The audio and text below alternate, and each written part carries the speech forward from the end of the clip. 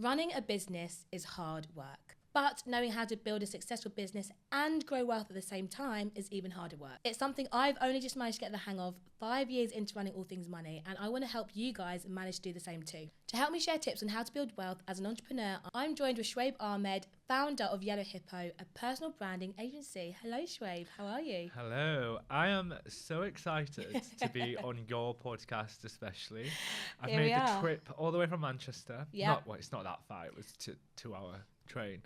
But to be here with you, Yeah. when we get into the story, it just is crazy. Full circle moment. 100%. Guys, for reference, Shoaib is the one that made me quit my job to pursue All Things Money full time. And here we are. You're welcome. Thank you. I'm not a millionaire yet, but when I do become one, I'll be there bowing down to you like, you are my king. But I think the journey we have both been on in the last 5 years is crazy. But I don't want to put any spoilers out there yet. For those listening, please introduce yourself. Yeah. So, my name's Shoaib. I started my business through LinkedIn. I'm a LinkedIn personal branding coach and ghostwriter, and I guess I have a bit of a portfolio career now, as you do when you become a bit of a content creator. Yes. So I essentially help people grow, build, scale, and monetize their personal brand on LinkedIn for PR purposes, to build influence and authority, and to generate obviously revenue for their business. But I also have my own podcast called Rebels. I do a bit of keynote speaking, and I guess I've accidentally become like a content creator in the process. Absolutely. As well. I see your posts every day on LinkedIn. It's working. It is.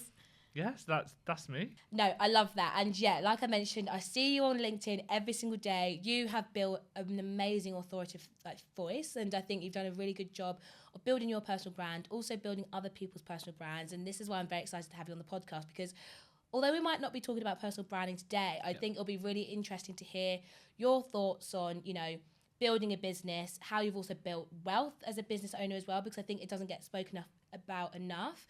And I think also from real people, because I think people who are, millionaires love to share how they made wealth, and sometimes it can seem really unattainable. So I'm really excited to chat to you on the podcast today. My first question for you, Shoaib, is what inspired you to start your business? I never set out to start my own business, to be completely honest. It just happened through circumstance and through posting online and accidentally building a personal brand. But at the time I didn't have that phrase, personal brand. I wasn't trying to do that. I didn't know what that meant until later down the line. Originally it was to build wealth. Financial wealth in particular, and I think most people start a business for that purpose, for financial security. That's why most people leave 9 to 5 or start a side hustle to stack extra cash to help them achieve their goals faster. And in the process, I think my purpose with business has changed over time, and it's not just financial wealth now, but really the key word is freedom. Financial freedom, but also the freedom to travel, so time, location freedom, and ultimately building a lifestyle that supports the things that I want to do, so I can wake up each morning and think, okay, I own my day, I own my time, and that to me is worth so much more than stacking millions in the bank account. I'm not like a millionaire by any means. I don't make huge amounts, like crazy cash like some people, but I'm building a business that works for me and allows me to enjoy the lifestyle that I want to have. Yeah, absolutely. And I think, like you mentioned, I don't like you, I didn't set out All Things Money to be like a millionaire. I didn't do it for wealth, but I think, like you said, owning my day, being able to, be in the gym until 12 o'clock and start my day at 12:30 and work until 6 or 7, knowing the fact that I'm in control means so much more to me. And I'm sure, I can see you jet setting all the time, and it's great to see, because it means that you've managed to work your business around what you want, right? Yeah, completely. And I think that flex and that autonomy and the choice is so important. I think more people are moving towards that, especially younger business owners, realizing that actually maybe I don't want to build a mega business and spend 30 years of my life really hustling and working those long hours non-stop to enjoy it for maybe the final 20 years of my life. And with the economical, political, environmental uncertainty in the world right now, it's the case of how can we actually build a lifestyle as quick as possible, almost like mini retirements Yes. throughout life, Yeah. rather than waiting till the end. And so I'm really big on how can I live that today? And I have a phrase, it's my little life. So, you know, I don't want a big life. I just want my little life. And my little Yeah. life is being able to go out on a weekday, have a lovely brunch in a nice coffee shop, get my favourite latte Yep. whilst I'm out, have the freedom to work when I want, when I choose, go to the gym, you know, work on my health, see my friends, and travel as much as I can and as I want to, which, you know, is every month ideally. Yeah. Even if it's just a week or a long weekend. And that's my little life. I'm not chasing like stupid cars or a big mansion or anything like that. So anything that helps me get there, that is the trajectory that I'm on. I love that so much. And this is why I think you're the best person to have on the podcast, because I think you're going to have a really interesting perception of what wealth means to you. And we're going to delve into that in a minute. Yeah. But before we do, I've got 2 quick fire questions for you. Yeah. So my first question for you, Shoaib, is what's one guilty pleasure you like to spend your money on? Oh. Recently, I don't know if it's a guilty pleasure, but acai bowls at the moment. You did say that before recording. I know, I'm on a really rigorous like PT plan at the moment. Okay. And for me, it's really honed my appreciation of food. I used to binge eat food out of habit and out of boredom. And especially when I was building my business in the early days, I put on 3 stone of pure fat in year 1 and 2. If you looked at the photos, like I was this morning, I was like, wow, I just look completely different. I've shed all that now.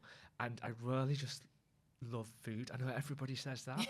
But that's like a granola bowl in the morning or like an acai bowl is 100% my guilty pleasure. I love that. You know what? Yeah. That's one trend I've not been able to jump on. For someone that's been to the Philippines and Bali and... Really? Yeah, they're not my jam. Maybe because I just love a bit of meat. Fair meat enough. in terms of like, you know, a sausage or like bacon or something like that. Yeah, and for maybe sure. like a cheeky like a hash brown. steak and eggs or with avo or something like that type of breakfast. I get it. I love that food as well. I love that. But for me, especially in summer, I associate it with like summer and holiday. And I think I romanticize it a little bit as well, to be honest. As you should. Yeah, as you should, Shoaib. So my second question for you Yep. is, what's been your greatest financial achievement? Oh, wow.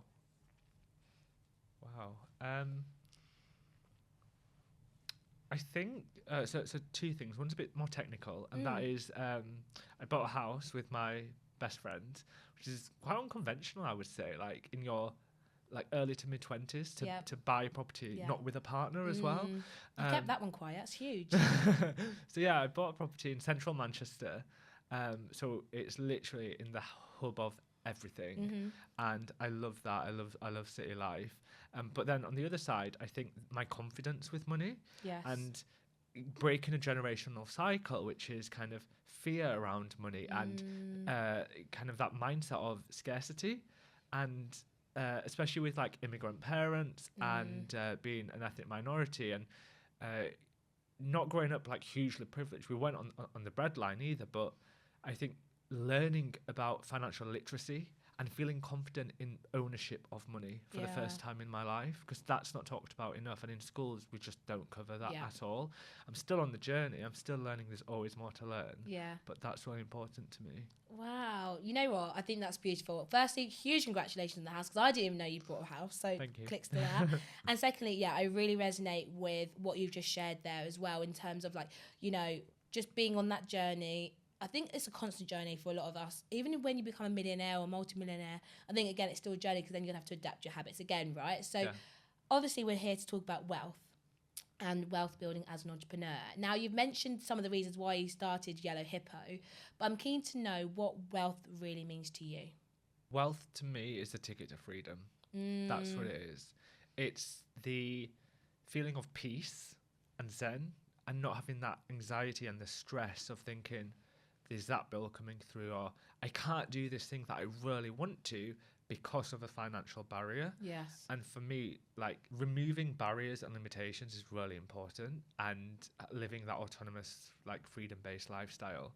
So having wealth is essentially an opportunity to do the things that we want to do. We have limited time. Yep.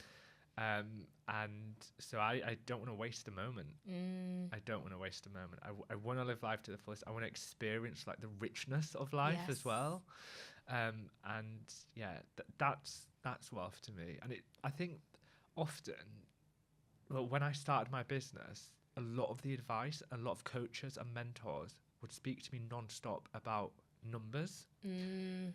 And it's why I stopped working with my coach, and I've not actually worked with a business coach for the last 2.5 years. Wow, okay. Because I found it quite difficult to constantly be chasing more in terms of financials. I pivoted my entire business actually recently to actually earn less money than I was earning, but to regain time freedom, flexibility, autonomy. And so wealth, I'm reading Sahil Bloom's 5 Types of Wealth at the moment. Wow. And that's a great book, and that is exactly kind of the wealth that I talk about. Financial health, social relationships, physical. How can I optimize all of them, not just the numbers? Because numbers are great, but if you are just chasing the numbers, you're not going to be able to do anything with that money, have the freedom. You're probably going to damage your health in the process. True. And once you damage your health, again, it's an obstacle for you to live the life that you want to live, because without health you have nothing. It's a bit of a balancing act, really. Yeah, definitely. And I think that's what we've all learned now as we've become like entrepreneurs, in the sense that you are literally everything in your business, especially if you are a solopreneur. You need to be careful. You need to make sure you're healthy. Like, I've got my first PT session tomorrow, because again, it's like that accountability. But what I resonated the most with what you said is peace. Because for myself, in my teens and early 20s, I really suffered with financial anxiety, in terms of the fact that I used to feel really guilty every time I spent the money I spent, not because I didn't have it, but I just felt like guilt or like negative feelings towards spending. And I think as I grow in this financial journey with myself, I think, wealth to me is firstly having financial security for my future self, and then also having that peace of mind when it comes to spending it in the now as well. And I think it's balancing the two.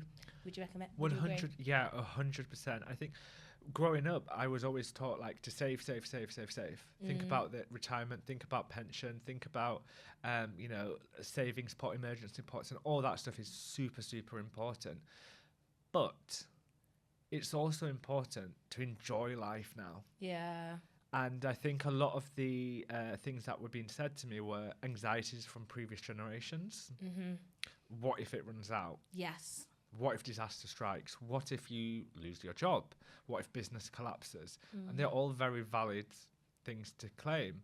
But then equally, what if things go really well? Yeah. What if you're stacking cash and working your ass off for like years? Yeah. But then you get to your 40s and think, what did I do with my 20s and 30s? Or, what experiences do I have to say, I really did that. I really lived life. Yeah. And for me, it's, how do you do both? So you've got to be sensible. And I also just want to be a bit realistic, that you've got to build some security long term before you start indulging in the present day. 100%. And I think it's also important not to get ahead of yourself, because I've seen it you'll have seen it in our space. There are, people who've earned a lot of money but aren't wealthy. Yeah. Because you've got to think about expenditure as well versus 100%, income, right? That's a big one. So if you earn more money, it doesn't necessarily mean I have loads to spend, right? Because if you do that, somebody earning 3 times what you earn could be taking home less, saving and scrimping, 100%. because they're exploiting or taking advantage of the wealth without being sensible. Yeah. So you've got to build some security before you can then start tapping into that pot a little bit. Yeah.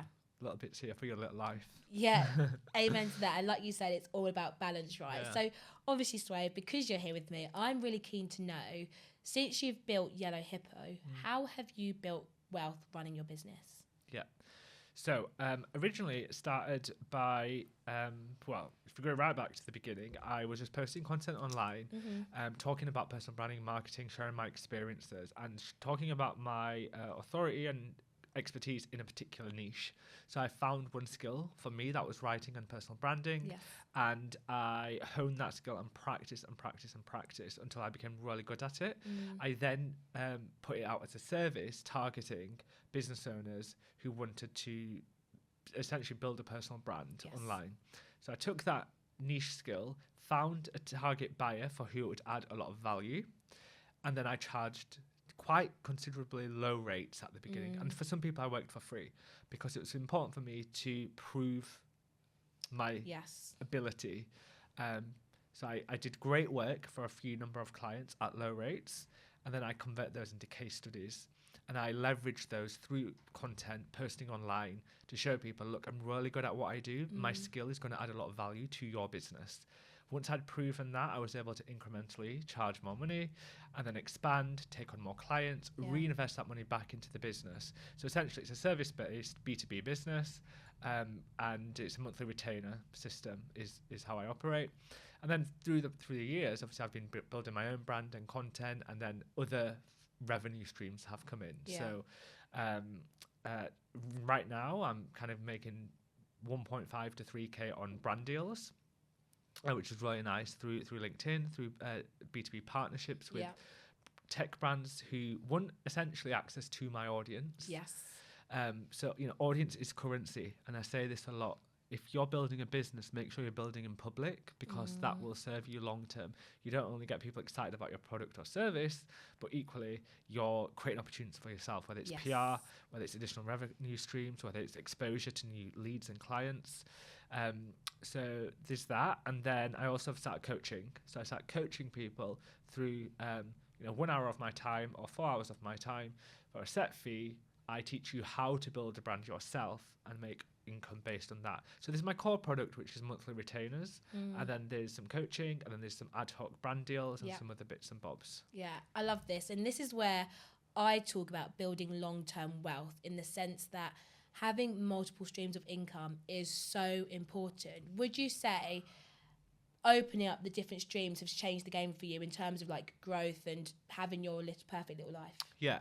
100%. I think at the beginning you have to focus on one though. I would always recommend really becoming known for one thing. Yeah.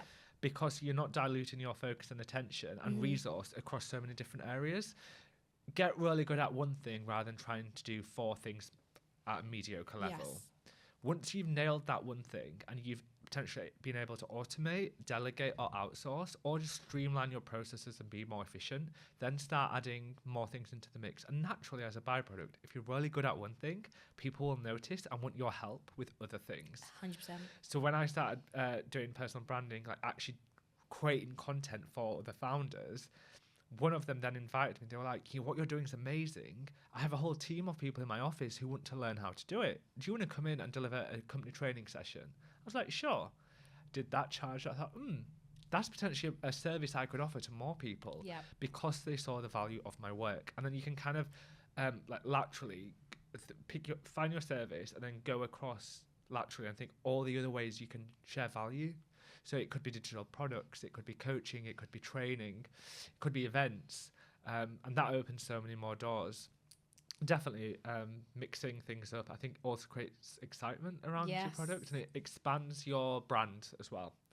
So if you're known to be able to do this, but also this and also this, it just creates more opportunities, and they just exponentially grow over time. And then you can pick which one you really love and do more of it. Yeah. And therefore you actually enjoy the process as well, and you don't get bored of the same thing.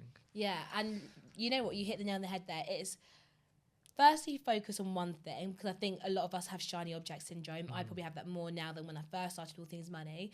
For you it was personal branding, for me it was money, mine was content creation. Now like we've diversified into the podcast, we've got digital products, we've got coaching, we've got so many things. Events, gosh, can't keep up at the moment. But yeah, it's interesting to see how your business has developed from not just, but from a personal branding agency to becoming a public speaker, coaching, doing your podcast. And I think it adds excitement to what you do, because then you're no longer just doing the same old mundane thing. It's now like, this is something I can do as well. And hopefully from what Shoaib has said has sparked a little bit of like inspiration as to maybe what something else you can add to your business. Because I think people often think, I'm a copywriter, or I don't know, I do graphic design and this is the only thing I can do, right? Yeah, for sure. I think, say you've got that niche skill, there's always revenue streams in teaching that skill to other people, whether that's through a passive online course, whether it's through digital products, whether it's through social media content and affiliate income, or ad fees, right? Or partnering with brands who are aligned with, say, like if you were a copywriter, you could partner with a brand like Grammarly. Yes. If you have an audience that is relevant to that niche, that is, again, it's currency, which is even more reason to build in public and to document your journey as you go. And if anything, you have something great to look back on Yeah. and think, wow, like I grew that much. And if I was to go through our first conversation 3 years ago, we'd look back at that and be like, oh my gosh, like look how far we've come. And that's a really nice thing as well, just from a sentimental perspective. Yeah, no, I agree. And like, look, like a few weeks ago, I celebrated my 3rd year self-employment anniversary, which is all thanks to you. And yeah, like you said, if you look back on when you first started to now, you'll probably hopefully be like, wow, what a journey I've been on. And there's always like scope to develop and things. But obviously, you know, there's like highs to running a business, but there's also some lows. But generally, there can be common misconceptions when it comes to building a business and building wealth. So what are some common misconceptions about building wealth through business ownership? The first misconception is it happens really quick, right? And so a lot of people have said to me like, oh, I was really inspired by your journey at the beginning because you kind of announced your business and then got a lot of leads and started growing wealth quite quickly. But what they forgot or failed to mention was I was building my brand a year and a half before that announcement post to In say a full-time I'm job. going freelance, whilst in a full-time job. And I think also it was amazing that I had that full-time job within my industry because I learned so much. Yes. I couldn't have just launched into my business and been as successful if I didn't have that experience in the company. And working in a startup is really beneficial, actually. I would recommend if you want to start a business, get some experience in a startup within your field. Okay. Because you can connect with, you know, your proximity to senior leaders and more experienced professionals is much closer. Yes. If you're in a massive corporation, you can't see the business building off the ground up. So when I first started, I worked in a marketing and media agency in London as an intern for a year. And that was amazing. I was sat next to the head of creative, head of copy, and then in front of me was a marketing director. Now, I was there as the intern, absorbing all these conversations, and that is invaluable. I used all those learnings when I later went on to build my business. Just even things like the way a team operates, the way you create systems and ops, the way you speak to clients, all those things. You don't get taught those things in a typical business degree even. And I didn't do a business degree, I did geography. I can confirm you don't. You don't learn those practical skills. It's a lot of theory-based stuff. So a misconception is it just happens quickly, and it doesn't. You know, it was 2 years of work experience within my niche. It was practicing it was making mistakes, it was tripping up, and then there's a lot of unseen failures before you start making income. And also it took me about 2 years to actually feel secure in my business, because a lot of anxiety comes when you start a business. People think you leave a 9 to 5 because of, you know, there's always that risk of job insecurity. But also starting a business is very insecure. Yeah. You know, it's not. You're telling me. It's not just a success story. It's that, you know, everything is on me. Starting the business, earning income. Where's my next client coming from? Yeah. Even when I was hitting my biggest revenue month, and it was a 30K month, and it was our biggest month that we'd had. And I remember thinking, one of the nights, my anxiety was quite high, and I was like, what if we lose it all? Yeah. And that was in 3 years, the peak of revenue. And I still felt we could lose all this. Yeah. And that requires a lot of self-work. And that's the other misconception, that if you're good at business, you can build a successful business. No. You have to be good here inside. You have to be mentally resilient, and you have to work on your habits, your discipline, your willpower, your resilience. And that all comes through loads of different things. It's, you know, like habit building, personal development, putting in the time and effort, going to therapy if you need to go to therapy, going to the gym and taking care of your body and your mind. Your business is only as good as you are. So make sure that you invest in yourself and you don't just hustle non-stop. Yeah, I agree massively in terms of looking after yourself. And I wouldn't say over the last 5 years of building all things money, I've been bad at looking after myself, but there's habits I've crept in now that I don't like. I don't like the fact that I'm not moving my body as much as I used to. Yes, I go to the gym 2-3 times a week, but the days I'm not going to the gym, I'm at a desk for like 9 hours straight. And that's so bad on my body. That's so bad for my health, just so many things. And also therapy. I've now invested in having a therapist, which is crazy. I'm annoyed at myself that I put it off for so long, because I was, again, very anxious with how much money I was spending, because as a business owner, you don't know when the next income is going to come from. So now this year I've been like, okay, this is the year I invest in myself. So I've now got a PT. I've also now got a therapist, like I mentioned. I'm maybe going to invest in like a personal stylist, because at the moment I'm not feeling comfortable in myself in terms of the clothes I'm wearing. So maybe you might invest in that. So yeah, like you said, you're only as good as how you feel and how well you look after yourself.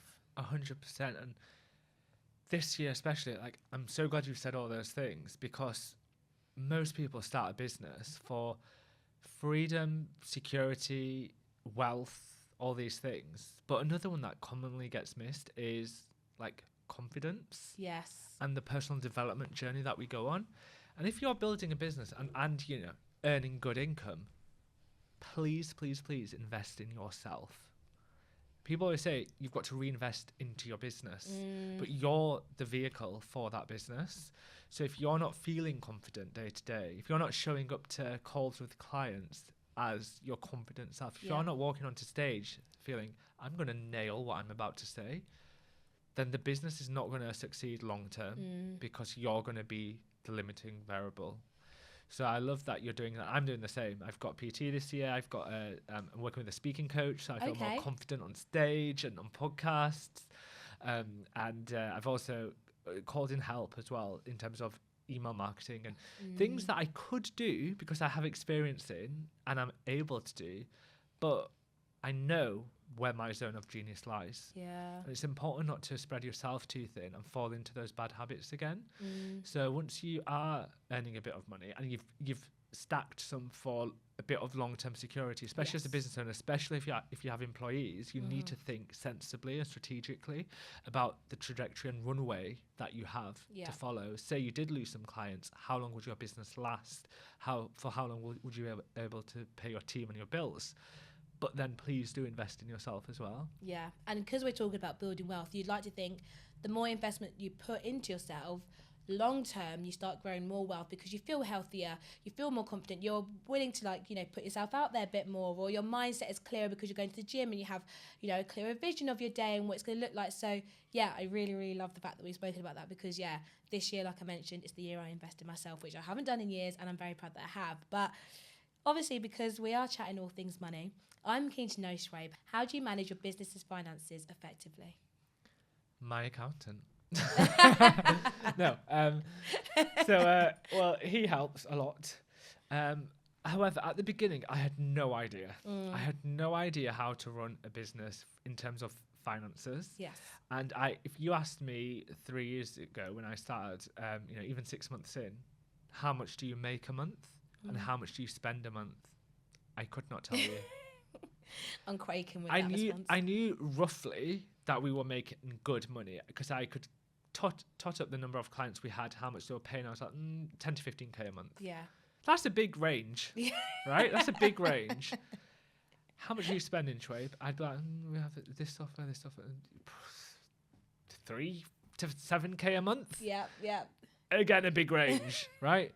If you're out on both of those, if you put one too low and one too high, you suddenly realise, that profit margin is not as good as you thought. Get a grip on your finances. Rule number 1, know what's coming in, know what's going out, know what you have left to work with, and then start thinking strategically, what am I doing with this money? How much of this am I taking as an individual, and how can I be most tax efficient with it? Yes. And secondly, what am I reinvesting into the business? And then what am I reinvesting into myself? So now, how I operate, back then it was chaos. Today, it's, I've done the work. Even like something as small as just watching YouTube videos. That's where most of my learning comes from. Yeah. Genuinely, YouTube videos of accountants explaining things to me. It's needed though, isn't it? Because we weren't taught it in school. Exactly. And thank heavens for creators like yourself and other people who are putting really high quality content out there so other people can learn from it. Yeah. So for me, like things I've recently done, even just like at the start of every month when I know how much I've made in my business, I then transfer myself a set salary. That's really important as a business owner. What I used to do was when my personal account was kind of like low, I just transfer. I do I'll do 2,000. And that will last maybe 3 to 4 weeks. I don't know, depending how much I was living my little life. And I just do that sporadically throughout the year. So it'd get to the end of the year and I was like, I'm not sure how much I've actually taken out. And I asked my accountant, he'd be like, oh, you've taken out this much. So if you want to be tax efficient, you need to do this, this and this. And I was like, oh, well, I was planning to spend this money or do this. Now I'm going to do. Even having pots for your VAT, your corporate tax, all those things are really important.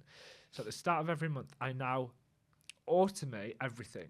Automation is really, really key because otherwise finances can feel overwhelming and induce a lot of anxiety in people.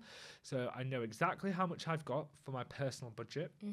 And I also do a personal budget now as well, separate to business. Proud of you. And then I have, okay, what's coming into the business? And I track month on month, okay, so last 2 months were really good. So, okay, we've got a bit more in the pot here. How can we reinvest that? And I make decisions a bit more strategically rather than thinking, oh, in the last 6 months we've done fairly well. Let's just spend X amount of money on this. Not the way to move forward, not the way to think strategically long term. So yeah, I think automation is really important. Knowing your numbers, what's coming in, what's going out. And also another thing I would say is when you're investing in something or potentially thinking of making a purchase, shop around. Facts. The amount of money a lot of people in our industry and especially young entrepreneurs lose to, sadly, you know, those kind of get quick rich schemes or like poor service providers because they've built a good personal brand. And it really pains me to say that. Having a good personal brand doesn't necessarily mean you're great at what you do. It means you've been able to market yourself in an effective way. And there's courses out there and different products that aren't great. So do your research. I always say before you commit long term, do a bit of a test run and make sure you feel comfortable spending that money. When you start your business, you feel like, I don't know about you, but I felt if I was speaking to a service provider who was maybe more experienced than me, that I couldn't like say no, or I couldn't negotiate, or I couldn't ask questions. Yes. Because I was, you know, they were the experienced person, I was coming to them. No. Never, a bit of advice here, never commit to something on a call and agree to it. Amen. Amen. Always say, even if someone asks you your pricing for something and you don't know that price or you don't have that on your list of packages, always say, let me go away, create a proposal and do that. Because usually what happens is we always underprice ourselves. I used to do it all the time. Somebody would be like, oh, but I want a bespoke package with this, this and this. And in that moment of panic, you always go low because you want to secure that client when actually you're doing yourself a disservice. So never make a decision in an instant. Always give it 24 hours at least. Sleep on it. Ask for reviews and testimonials and case studies. If you're wanting a service from somebody, make sure they've got evidence that they can provide their service to a high quality. That's really important as well. Yeah, I'm so glad you said that because am I willing to expose myself? Yeah. This is the point of the podcast, to be transparent, right? I once invested nearly £6,000 on a business coach. Now, was it worth £6,000 as an investment at the time? Absolutely not. Did I have £6,000 to invest in the product? Maybe, but I didn't get the value back at all by any means when I invested in it. And that was a decision based on a spur of the moment pitch that I was like, yes, sign me up. Yeah, so I think this waiting for 24 hours or like a week or two, sit on it before you start splashing the cash. I think it's very easy to look at your business bank account and be like, oh, I can afford this investment, rather than really thinking, do I need that investment? Can I get it better elsewhere, like you mentioned? And yeah, just having time to reflect because, yeah, the amount of money I've lost sometimes and just things of just where I've not thought about it. I mean, I'm definitely a bit more stingy now, but yeah, it's crazy, isn't it? 100%. And also, you've just made me think of something else, which is when I had my business coach, I knew everything he was telling me.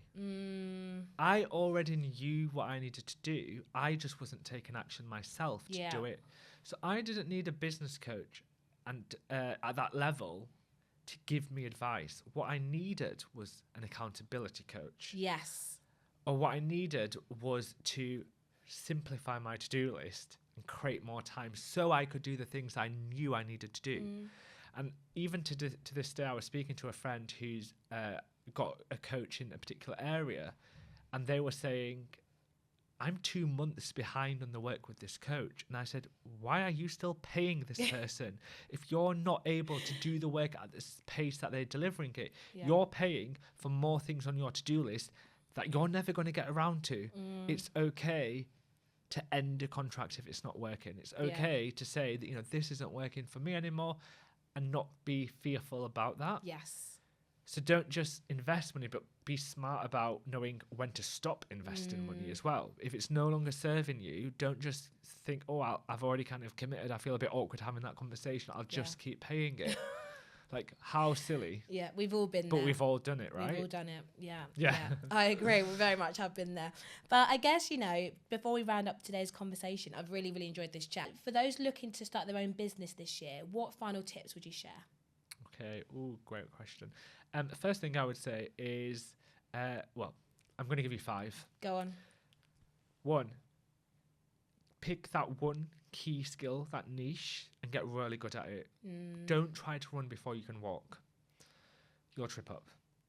The second one I'd say is know what's coming in and what's going out. Yes. Get a grip on those finances, because most people, especially in the early days, just kind of use a scattergun approach, and they think, oh, I'll just do whatever and see what sticks. And that's great. You know, I love the phrase messy action. Yes. Right? I love taking messy action and learning as you go. But equally, if you just continually take messy action, you create a mess. Yeah. That's all. Okay. Number 3, build in public. I think there's so much power in building your personal brand at the same time as you build, because a few reasons why. 1, you create excitement around your brand and your product and your service, and you win kind of early customers who become your cheerleaders 2-3 years down the line, So and they true. become your best marketers. And another thing is you build following that later you can monetize. And you might not know how to monetize it right now, but I'm looking back now thinking, I'm so glad I started building in public, because now I get clients who reach out to me and said, I remember when you started your business, and I've been following your journey, and now I'm in a position to be able to invest in your service. Yes. And I'm the like, lurkers, wow. there's so many lurkers out there. So many lurkers. So even though it might not look right now like it's worth putting that content out there, over time it compounds, and that attention becomes currency that converts into cash. Another thing that I would recommend is, if you're starting, figure out your purpose as early as you can, right? Because that's going to spur you on. For me, I kind of scaled my business down last year in terms of finances to scale wealth in other areas of my life: health, fitness, social, etc. And that's because I figured out what my purpose was. And it wasn't to stack cash endlessly with no end point. It was to build my little life and have that freedom. And that has given me so much clarity that day to day now I focus on the important things. You know, there's so much you can do in business, but if you attempt to do it all, you do nothing well. Yeah. I always say multitasking is multi-failing, right? So pick one thing, get really good at it, and hone it. And then finally, just make sure you surround yourself with great people. Yeah, facts. Find your tribe of people who are going to inspire you and push you. And if you're going home every day, or you're catching up with your friends on a weekend, and you leave feeling deflated, or you feel unsupported, or you feel like you can't relate to anybody, you need to really seriously consider your social circle. Yes. So whether it's asking people online for a coffee chat in your niche, or a quick call with somebody who's 2 to 3 steps ahead of you, or joining a networking event or a membership or a community in your field, the amount of energy that gives you, and the motivation that gives you, and the momentum is priceless. I would actually say a lot of those people that you make organic relationships with are worth way more than a £10,000 business coach. Facts. Right? Absolute facts. People who've done it and who are doing it, and you can do it with together in real time. Wow. What a way to end that podcast. Those were just those 5 tips is enough for the podcast itself, but you've shared so many invaluable tips of information that I will definitely follow as well, because I think there's still little tweaks I can do to grow the wealth of my business, and also just to better invest in myself. But Shoaib, it's been an absolute pleasure having you on the podcast. Before I let you go though, if anyone wants to kind of stalk your growth journey, see what you're getting up to, where can we find you? You can find me on LinkedIn, Shoaib Ahmed, my website, shoaibahmed.co.uk. I do have a podcast as well called Rebels by Shoaib Ahmed. But yeah, LinkedIn's the place to find me. I post daily. And yeah, I just want to say thank you so much for having me on. And I am so proud of everything you're doing and achieving. Aw. And I'm just like the biggest cheerleader on the side. Everything I see you do, I'm like, round of applause. Thank you. So yeah, credit to you for everything you've built, and long may it continue. Thank you very much, Shoaib. And yeah, I am eternally grateful for you making me quit my job 3 years ago. Best decision ever. Genuinely. But no, thank you so much.